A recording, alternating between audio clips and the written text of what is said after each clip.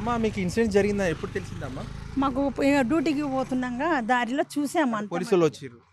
మేము అవన్నీ చూడలేమండి. చూడలేదు. మేము చూడలేమండి. ఓకే. అప్పటికి మాకేం తెలియదు. హ్మ్. మేము టెంట్ ఎందుకు వేసారా అని అంటే మేము అరే చూసే వరకు అరే ఎట్లా చచ్చిపోయినంటే మంచి వ్యక్తి ఉండే కదా. అంటే అశోక్ అనే వ్యక్తి మీరు చూసారా ఎప్పుడైనా ఆ person? అంటే మా గల్లీలకు తిరుగుతుండే అంత మట్టికే చూసాము. హ్మ్. మేము అంత పరిచయం లేదు. ప్లే స్కూల్ తెలుసుగా? ఈ స్కూలు ఆ ప్లేస్ తెలుసు, ఇల్లు తెలుసు. మేము ఇక్కడికించి రన్నింగ్ పోస్తుంటాం పోతుంటాం ఈ అవునా? గల్లీలకించి అవునా? మేము జాబ్ చేసుకుంటాం అండి. అవునవును. చేస్తుంటాం వస్తుంటాం పోతాం అంత మట్టికి. హ్మ్. కానీ పలానా మనిషి మంచివాడు అని అంటే ఆ మేడం తెలుసా? పూర్ణిమ గారు తెలియదు తెలవదు. నాకు అంత పరిచయం సో లేదు. మీరు ఇది ప్రశాంతంగా ఉంటది. మీ డ్యూటీ మీరు చేసుకొని వస్తుంటారు, పోతుంటారు, ఎప్పుడు తిరుగుతుంటారు. సో సడన్ గా ఇట్లా ఒక జరిగిందంటే మీరు భయపడ్డారా? ఎట్లా జరుగుతుంది? ఎందుకు ఇట్లా పరిచయం ఇంట్లో ఎందుకు లేడీస్ ఇంట్లో ఇక పడుతురు ఎందుకు అంత చిచ్చోరలాగా అయిపోయారు అన్న ఫీలింగ్ అయిపోయింది మాకు. అవునవును.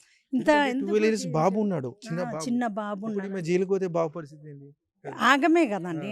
ఎవరికైనా చాలా ఆగమే కదా పరిష్కారము. ఆమె ఆలోచన చేసేది ఉండే అదే. ఒక మనిషిని చంపేటప్పుడు ఎందుకు చంపాలి దేని గురించి హ్మ్. అన్న ఆలోచన చేసుకొని హ్మ్. ప్రయత్నం వల్ల నీకు మనసు ఇష్టం లేకుంటే పక్కకి వెళ్ళిపోవచ్చు. వెళ్ళిపోయి ఉంటే వెళ్ళిపో. ఏం కాకపోతుండే.